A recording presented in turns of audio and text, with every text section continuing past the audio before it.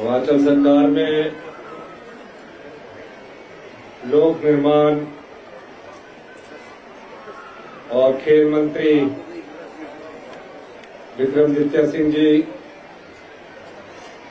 हमारे प्रदेश कांग्रेस कमेटी के सचिव प्रदीप वर्मा जी और गोपाल शर्मा जी, ब्लॉक कांग्रेस कमेटी के अध्यक्ष, नगर पंचायत के अध्यक्ष प्रदीप शर्मा जी, करमचंद अध्यक्ष ब्लॉक समिति जी, प्रकाश कमल उपाध्यक्ष ब्लॉक समिति, चंद्रशेखर शर्मा जी जो पूर्व में हमारे ब्लॉक अध्यक्ष थे, पीसीसी के सचिव, वनीता वर्मा जी, सभी मंच पर आए हमारे सम्मानित पदाधिकारी, प्रशासनिक अधिकारी, सभी लोग। सबसे पहले तो मैं आपको दशहरा की बहुत बहुत शुभकामनाएं देता हूं।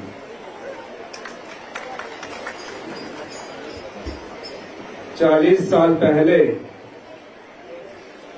मैं सीनियर सेकेंडरी स्कूल सुन्नी आया था।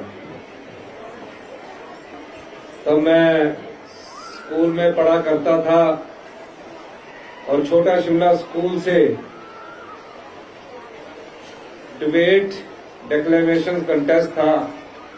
मैं उसमें भाग लेने के लिए जब मैं 10वीं क्लास में पढ़ा करता था, तब मैं सीनियर सेकेंडरी स्कूल सुन्नी आया था। और सुन्नी के सबसे बड़ा ग्राउंड हुआ करता था और हॉकी में हमेशा अव्वल रहा करता था। तो बहुत पुराना रिश्ता है हमारा, बहुत पुराना संबंध है सुन्नी के लोगों के साथ। मैं आपको आज जब मैं मुख्यमंत्री के तौर पर आपके पास आया हूं, रास्ते में विक्रमादित्य सिंह जी से मेरी बात हो रही थी, तो वो चर्चा कर रहे थे कि सुन्नी एक अलग से टापू है। हम हेलीकॉप्टर से देख रहे थे और यहाँ कुछ मूलभूत सुविधाओं का प्रावधान तो पिछले हमारे नेताओं ने किया, लेकिन अभी भी कुछ मूलभूत सुविधाएं हैं जिनकी सुन्नी के लोगों को, कुरसोग के लोगों को, साथ लगे क्षेत्र को बहुत अधिक जरूरत है।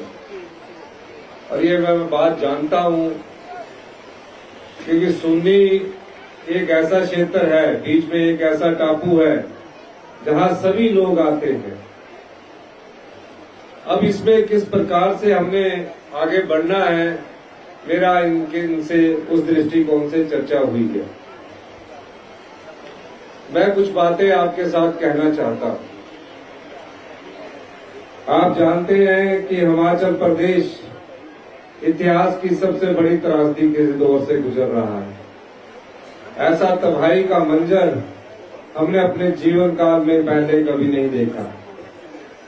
फिर भी मैं धन्यवाद करना चाहूंगा हिमाचल की जनता का, हिमाचल के प्यारे बच्चों का, युवा पीढ़ी का, सरकारी कर्मचारियों का, पेंशन भोगी कर्मचारियों का, किसान का, महिला मंडलों का, कि सबने एकजुटता का परिचय दिया। और जो मैंने आपदा राहत कोष बनाया, उसमें आज तक का सबसे बड़ा आजादी के बाद का दान इकट्ठा हुआ है। ऐसा पहली बार हुआ कि छोटे छोटे बच्चे अपने गुल्लक में पैसा लेकर मेरे पास आए। मैंने उन प्यारे बच्चों से पूछा कि कितने पैसे होंगे इस गुल्लक में। उन्होंने कहा कि हमें नहीं पता, पर कुछ 500 के नोट भी होंगे, कुछ 100 के नोट भी होंगे। मैंने पूछा कितने साल से आप जमा कर रहे हैं? कहा पिछले 7 साल से इसमें जमा कर रहे हैं, 4 साल से जमा कर रहे हैं, 3 साल से जमा कर रहे हैं। और जब उन्होंने मुझे दान दिया तो मैंने उनसे पूछा कि ये दान किस चीज के लिए दिया है। कहते हैं जो भारी बारिश से नुकसान हुआ है, जिनके घर टूट गए हैं, उनके घर बनाने के लिए जो हमारे पास हो सकता है वो हम दान के रूप में दे रहे हैं। और इस स्थिति को भांपते हुए हमने फैसला किया कि तकरीबन 16,000 घर को हिमाचल प्रदेश में नुकसान हुआ है। 3,500 घर पूर्णतः क्षतिग्रस्त हो गए हैं। 16,000 घर आंशिक रूप से क्षतिग्रस्त हुए हैं। कई जगह तो है, नाम पर भी जगह है, पर घर बनाने के लिए जगह नहीं है। उस स्थिति को मद्देनजर रखते हुए पूरे हिमाचल प्रदेश का जब मैंने आपदा क्षेत्रों का दौरा किया तो मैंने पाया हिमाचल में एक भी घर बनाना हो, पूरी जिंदगी की कमाई उसमें लग जाती है। पाई पाई जोड़कर आदमी अच्छा घर बनाने की कोशिश करता है। और इस आपदा ने उन लोगों को बेघर कर दिया कि वो कहीं के नहीं रहे।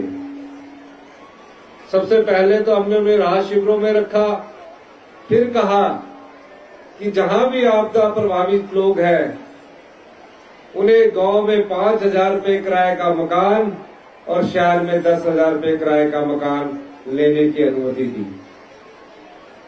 क्योंकि हम आम आदमी की पीड़ा को जानते हैं, गरीब आदमी की पीड़ा को जानते हैं।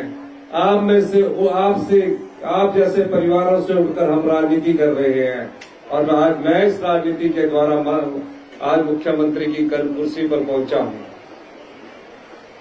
और हमने जब पैकेज बनाया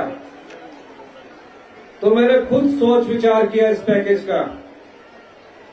मैं रात को हर चीज जो मेरे दिमाग में आती थी मैंने उसको लिखा, और जब मैंने अपनी बात को अधिकारियों के सामने रखा तो उन्होंने कहा कि हमें दिल्ली से कोई मदद नहीं मिल रही है, कोई स्पेशल रिलीफ पैकेज नहीं मिल रहा है, ना ही राष्ट्रीय आपदा घोषित की जा रही है। मैंने कहा ये विपदा उन 16,000 परिवारों की जानो जो घर से बेघर हो गए हैं, जिनका घर भी आंशिक रूप से टूट गया है, उसके लिए ये स्पेशल रिलीफ पैकेज लाना जरूरी है। तो 5,000 रुपया जो घर टूट जाता था सरकार की तरफ से मिलता था। मैंने कहा कि अगर एक दीवार टूट गई वो 5,000 में नहीं लगेगी, वो पूरा मकान हिल जाएगा। उसको हमने बढ़ाकर जो रिलीफ मैन्यूल केंद्र सरकार का आज भी है, हिमाचल प्रदेश सरकार का भी है, हमने स्पेशल रिलीफ मैन्यूल बनाया और 5,000 से बढ़ाकर उसको 1 लाख रुपया किया। यही नहीं, जिसका घर पूरी तरह क्षतिग्रस्त हो जाता था, कई पंचायत के प्रधान बैठे हैं, उसको 1,30,000 रुपया मिलता था। अब 1,30,000 में आजकल घर नहीं बनता। हमने कहा, अधिकारी बोले कि इसमें हम डबल कर देते हैं, 3 गुना कर देते हैं। मैंने बोला उससे घर नहीं बनेगा। 1,30,000 से बढ़ाकर मैंने सीधा पूर्णतः क्षतिग्रस्त होकर घरों को 7 लाख रुपए देने का प्रावधान किया। और जिसकी पहली किस्त उनको 3 लाख रुपए के रूप में कुल्लू और मंडी में हमने वितरित भी कर दी है।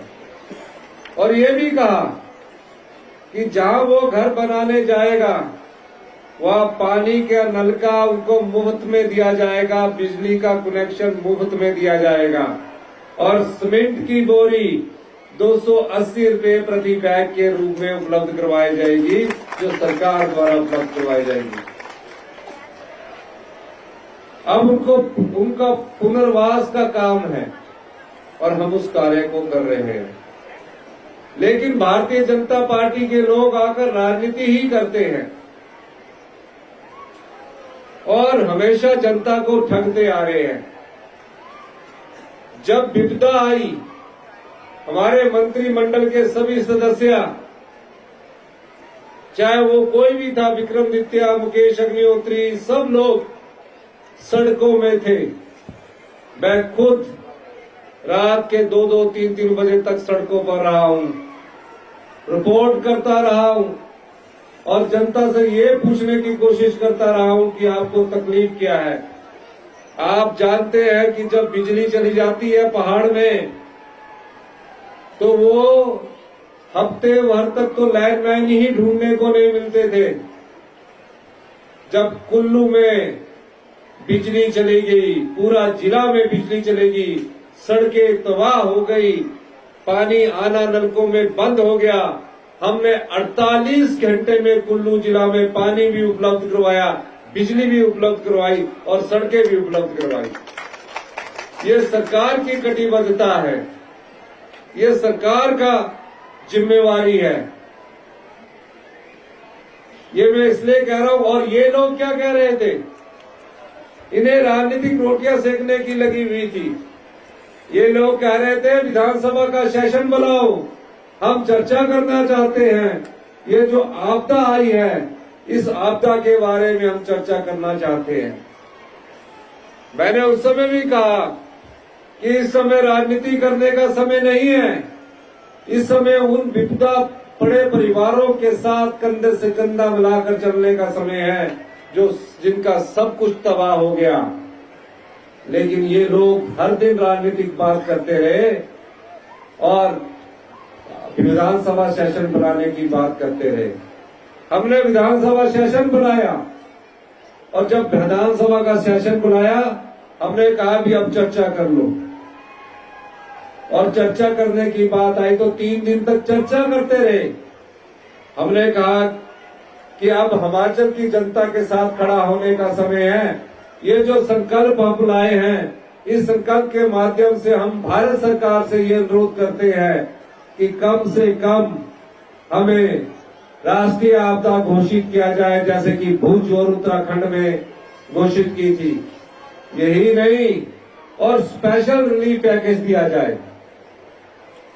ये हमारे साथ हिमाचल की जनता के साथ नहीं खड़े हुए, ये चुपचाप बैठे रहे। 3 दिन तक तो बड़ी चर्चा में भाग लिया, ऐसा होना चाहिए, वैसा होना चाहिए, लेकिन जब खड़े होने की बात आई तो हिमाचल के लोगों के साथ जो आपदा प्रभावित परिवार थे उनके साथ खड़ा होने से इन लोगों ने इनकार कर दिया, क्योंकि ये सिर्फ राजनीति करना चाह रहे हैं।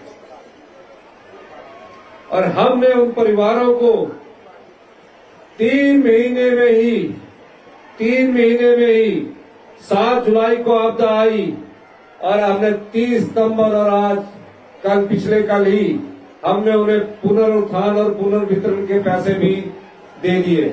और अब हम केंद्र सरकार से ये अनुरोध करना चाहते हैं, आपने हमें रिलीफ पैकेज नहीं दिया, ना आप रिलीफ देंगे, लेकिन जो हमारा क्लेम बनता है 10,000 करोड़ में जो हमारा क्लेम बनता है, 3,000 करोड़ के करीब हमारा क्लेम बनता है जो केंद्र सरकार के नियमों के तहत भरा गया है, उस क्लेम को तो अब जल्दी से जल्दी दे दीजिए, जिसमें हमारा अधिकार है, हमारे टैक्स पेयर के पैसे हैं जो सभी सरकारों को मिलता है। ये बात हम उनसे हमने कहा है। इसी तरह 11 महीने पहले आपने हमको दोबारा हमें कांग्रेस पार्टी को सत्ता में आप लाए। आपकी उम्मीदों के सहारे हमने सोचा कि हिमाचल में एक ऐसी व्यवस्था लाएंगे जहां शिक्षा का स्तर अच्छा होना चाहिए, स्वास्थ्य का स्तर अच्छा होना चाहिए। ऐसा बेड़ा गर्क किया पिछले 5 साल में भारतीय जनता पार्टी की सरकार ने, मुख्यमंत्री ने, मंत्रिमंडल के सदस्यों ने। ये सच्चाई है, स्कूलों में टीचर तक नहीं थे, 900 स्कूल खोल दिए, नोटिफाई कर दिए, लेकिन टीचर नहीं है। और आज हमसे उम्मीद कर रहे हैं, हम तो अच्छा करेंगे ही, लेकिन शिक्षा के स्तर में जो क्वालिटी एजुकेशन होना चाहिए था, हम दूसरे स्थान से खिसक कर 17वें स्थान पर पहुंच गए इनके 5 साल के इतिहास में। जहां साइंस की क्लासेज है वहां साइंस का टीचर नहीं है, जहां मेडिकल की क्लासेज है वो मेडिकल का टीचर नहीं है। हमने तुरंत प्रभाव से 900 स्कूल बंद किए, और हमने कहा आने वाले समय में हम ऐसे स्कूल खोलेंगे जहां बच्चों को गर्व महसूस होगा। अभी लोग बच्चे प्राइवेट स्कूल में पढ़ाना चाहते हैं, ऐसे स्कूली व्यवस्था को हम लाने जा रहे हैं कि गवर्नमेंट स्कूल में आप खुश होकर अपने बच्चों को भेजेंगे, क्योंकि हम Rajiv Gandhi day boarding school के रूप में नई शिक्षा प्रणाली को, नई शिक्षा की क्वालिटी को लाने की कोशिश कर रहे हैं। आप देखेंगे 1-2 साल में वो सब चीजें धरातल पर आने वाली है। हम कोशिश कर रहे हैं कि जो प्राइमरी के स्कूल है उनको एक 5 अच्छे टीचर देकर उनकी बेसिक क्वालिटी एजुकेशन को भी इम्प्रूव किया जाए। अभी हम एक और योजना ला रहे हैं जिसमें सरकारी अधिकारी भी, जितने भी सरकारी अधिकारी है वो भी शिक्षा संस्थानों में जाकर बच्चों से इंटरेक्शन करें। हमारा सरकार इस पर भी विचार कर रही है। हेल्थ के मामले में बता दें आपको, सिविल हॉस्पिटल खोल दिया, प्राइमरी हॉस्पिटल खोल दिया, नोटिफाई कर दिया, डॉक्टर नहीं आया क्योंकि इलेक्शन के समय खोले, खुश होकर बोर्ड भी डाल दिए। ऐसा संस्थान क्यों खोलना जहां डॉक्टर ही ना आए। और मेरी विक्रमादित्य जी से जब बात हुई तो मैंने कहा कि आप अपना एक इंस्टीट्यूशन बताइए जिसको अपने आदर्श स्वस्थ संस्थान बनाना है। उन्होंने कहा सुन्नी को मैं बनाना चाहता हूं और 50 बेड से मैं इस हॉस्पिटल को 100 बेड करने की घोषणा करता हूं। वो इसलिए भी, इसमें अगर हमने खोलने का है, अभी 4-6 महीने लगेंगे, जल्दी नहीं करना आपने, ये आपने बोला। अगर मैंने खोलूंगा तो उसमें डॉक्टर पूरे होने चाहिए, गायनी का डॉक्टर होना चाहिए, सर्जरी का डॉक्टर होना चाहिए, आइज का डॉक्टर होना चाहिए, ताकि आपको सही समय पर अपनी बीमारी का पता लग सके। अब बोल दिया, नोटिफाई हो गया कि 100 बेड का हॉस्पिटल है और डॉक्टर देखिए तो 2 ही है। स्टाफ नर्स से काम चल रहा है या लेबोरेटरी टेक्नीशियन से वही देख के दवाई दे रहा है। तो हम यहाँ आने वाले समय आदर्श स्वच्छता संस्थान बनाकर यहाँ सभी डॉक्टरों को पूरा करने की कोशिश करेंगे। पिछले दिनों भी मैंने कुछ यहाँ डॉक्टर आपने मुझे बोला था और हमने वो डॉक्टर यहाँ भेजे हैं। एसडीएम ऑफिस की बात कही, अभी तक हमने कहीं कोई भी नहीं खोला, घोषणाएं जरूर की है, लेकिन उसको भी यहाँ खोला जाएगा, लेकिन आने वाले समय में खोला जाएगा। उसके लिए आपको थोड़ा समय हमें देना पड़ेगा। शोगी में इन्होंने हमारा एक इलेक्ट्रिसिटी का सब डिवीजन ऑफिस खोलने की बात की है। ये दोनों खोले जाएंगे, लेकिन थोड़ा आपने मुझे समय देना। भी कहीं भी नहीं हमने खोले। मैं अभी पालमपुर भी गया, वहां भी वीडियो ब्लॉग खोलना था। हम इसको अगले फाइनेंशियल ईयर में अप्रैल में जो शुरू होता है उसमें बजट का प्रावधान करके आगे इसको खोलने का प्रावधान करेंगे। और जब आपका एसडीएम ऑफिस खुलना है तो उसके लिए मिनी सचिवालय होना जरूरी है, कंबाइंड ऑफिस होना जरूरी है। पहले हम उस बिल्डिंग का शिलान्यास करेंगे ताकि वो जल्दी बने, उसके बाद उसमें एसडीएम ऑफिस खोलेंगे तो उस मिनी सचिवालय को जितना भी पैसा लगेगा हमारी सरकार उसको उपलब्ध करवाएगी और आने वाले समय में उसका शिलान्यास भी किया जाएगा ताकि वहां एसडीएम ऑफिस हम खोल सके। तो ये 3 मांगे तो आपकी प्रमुखता से थी। और ट्रांसपोर्ट का तो बहुत अच्छा बस स्टैंड बना है, बसें वहां बहुत चलाएंगे ये मंत्री। ये इसलिए क्योंकि सरकार भी है वो बजट के हिसाब से चलती है। जैसे आपका हर परिवार का बजट होता है, जैसे हमारे परिवार का बजट है, आपके परिवार का बजट है। अगर 5,000 रुपया आना है तो 5,000 के अंदर 10,000 रुपया खर्चा हो जाए तो उधार चकते हैं, उठाते ना उधार। तो हमारी आय है 100 रुपया और हम खर्चा कितना कर रहे हैं 250 रुपया, यानी कि 150 रुपया हम उधार चक रहे हैं। और जब ज्यादा उधार चक ले तो क्या होता है, कुर्की होती है। क्या होता है, तो हमारी अभी क्या स्थिति है? कुर्की वाली स्थिति है हमारी सरकार की। हम उस कुर्की में नहीं जाना चाहते, हमें उस कुर्की से निकलना है। हम कभी भी आत्मनिर्भर नहीं बन सके। हमने कभी भी ये नहीं सोचा कि हमारे पास आत्मनिर्भर बनने के संसाधन क्या है। विक्रमादित्य जी ने कहा कि अभी सुन्नी में डैम बना, लूरी में डैम बन रहा है, नदौन के धौला सीध में डैम बन रहा है। यहां लाटा रखा ही नहीं है। जो पिछली सरकार थी उन्होंने कैसा समझौता किया। आप लोगों की डेवलपमेंट के लिए जो लाटा का हमने लगाया था वो भी नहीं रखा। जो सरकार को जीएसटी आना था वो भी नहीं रखा। जो फ्री रॉयल्टी आनी थी, जो फ्री रॉयल्टी 12% हमको मिलती थी, 12, 18, 30 और 40 साल बाद प्रोजेक्ट, वो भी नहीं रखा। और इन प्रोजेक्टों को कहा कि आप हमको 4% फ्री रॉयल्टी देंगे और 40 साल बाद आप 25% हमें फ्री रॉयल्टी देंगे। अगर इस रॉयल्टी को 40 साल में कैलकुलेट किया गया तो 40 साल तक हमें सिर्फ 5% रॉयल्टी मिलेगी।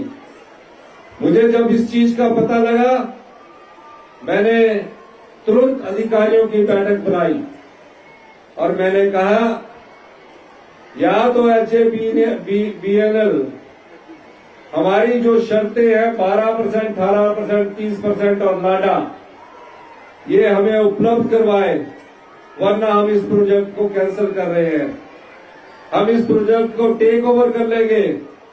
हमारे नोटिस के खिलाफ ये हाई कोर्ट चलेंगे। देना नहीं चाहते हिमाचल का जल, जो हमारा रॉ मटेरियल है। ये पानी हमारा रॉ मटेरियल है। जब इससे बिजली बनेगी तो ये फिनिश गुड होगा और हम अपने रॉ मटेरियल संसाधनों को ऐसे लुटे नहीं देंगे। हाई कोर्ट ने बोला कोई कोरेसिव एक्शन नहीं होना चाहिए, कोई कठोर एक्शन नहीं होना चाहिए। और पिछले दिनों जब भारत सरकार के पावर सेक्रेटरी ने मीटिंग बुलाई, वहां भी इन लोगों ने ये स्टैंड रखा। मैं इस मंच के माध्यम से कहना चाहता हूं, हिमाचल के लोगों के अधिकार अगर आप सुरक्षित रखेंगे तो ये प्रोजेक्ट मिलेगा। अगर हिमाचल के लोगों के अधिकार ये सुरक्षित नहीं रखेंगे तो सरकार इन्हें टेक ओवर कर लेगी। इसे कोई नहीं रोक सकता। हम कोर्ट में भी एफिडेविट देने जा रहे हैं, चाहे जितना मर्जी खर्चा कर दिया। एक तो पूछा भी नहीं, MOU किया, इम्प्लीमेंट एग्रीमेंट से पहले पूछा तक भी नहीं कि हम काम स्टार्ट कर दें।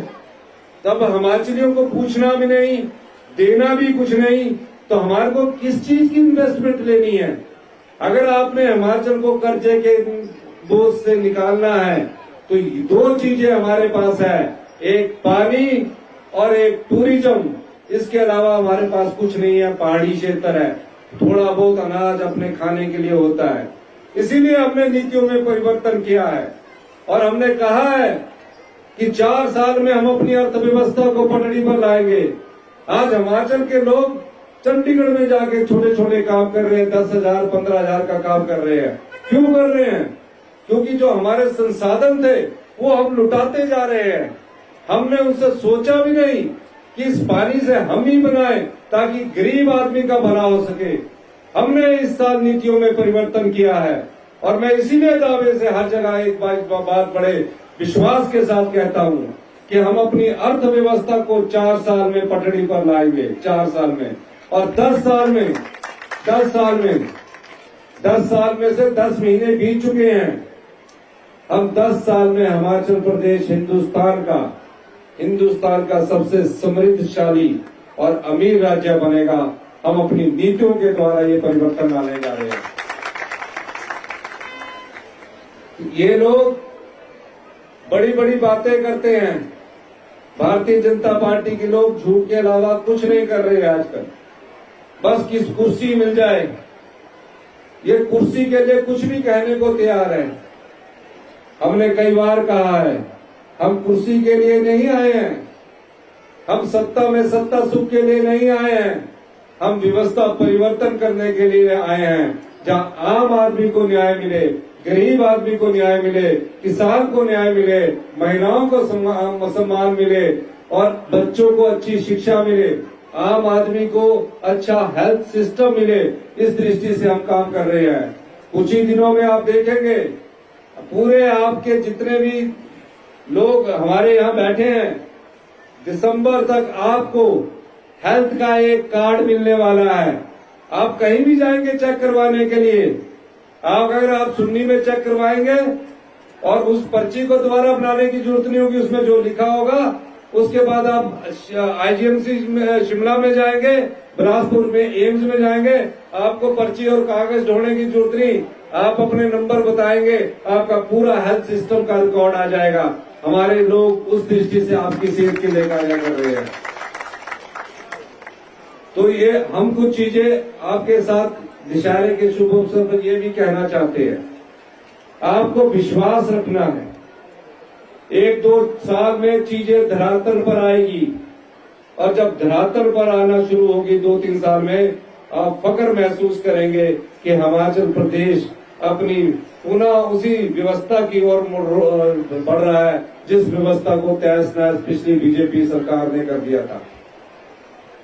इसलिए मैं बड़े आप लोगों से अनुरोध करना चाहता हूं, अगर बच्चा आज एक और मैं आपको बात बताना चाहता हूं, 5वीं का बच्चा दूसरी क्लास का सिलेबस ढंग से नहीं पढ़ पा रहा है। ये हाल कर दिया इन लोगों ने, ये हाल इन लोगों ने कर दिया। 5वीं का बच्चा दूसरी क्लास की ढंग से क्लास नहीं पढ़ पा रहा है, गांव में ऐसा हाल कर दिया है। तो इसको भी तो सुधार लाना है।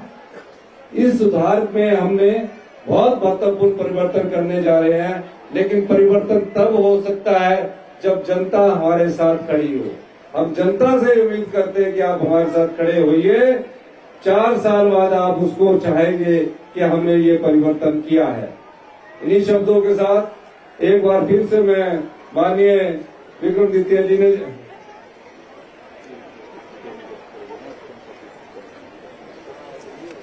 ये आगे अभी भी आपकी चिंता कर रहे हैं, और ये मेरे से ज्यादा जानते हैं कि कितने पैसे मेरे पास है। अब ऐसा है ना, पैसे नहीं है। अब ये मेरे से ज्यादा जानते, रोज तो ये मुझसे लड़ते हैं कि मेरा इतने करोड़ आपने एलओसी काट दिया। और इन्होंने जो कहा है, जब हम एसडीएम का शिलान्यास करने आएंगे तो कुछ मांगे उस समय के लिए हम रखते हैं। और जो बसेस के बारे में कहा, उस बसेस के बारे में मैं विचार करूंगा। आपने मेरी बात सुनी, आपका बहुत बहुत धन्यवाद। जय हिंद, जय भारत। मैं एक और बात आपको बताना चाहता हूं, सुन्नी के लोग अब टूरिज्म की तरफ भी जाइए। शिकारा, और इसके लिए हम आने वाले समय में जब बजट आएगा, शिकारा बनाने के लिए हम सब्सिडी देंगे। टूरिज्म का ये सर आपकी नई स्कीम है। और नई योजनाओं की तरफ भी जाइए। अभी नई योजनाएं आने वाली है, आप हमारे बजट को पढ़िए, उसमें 50% तक की सब्सिडी दी हुई है। तो ये सब चीजों की तरफ आप जाना, यही मैं आपके साथ कहना चाहता हूं। आपने हमारी बात सुनी, बहुत बहुत धन्यवाद। जय हिंद, जय भारत।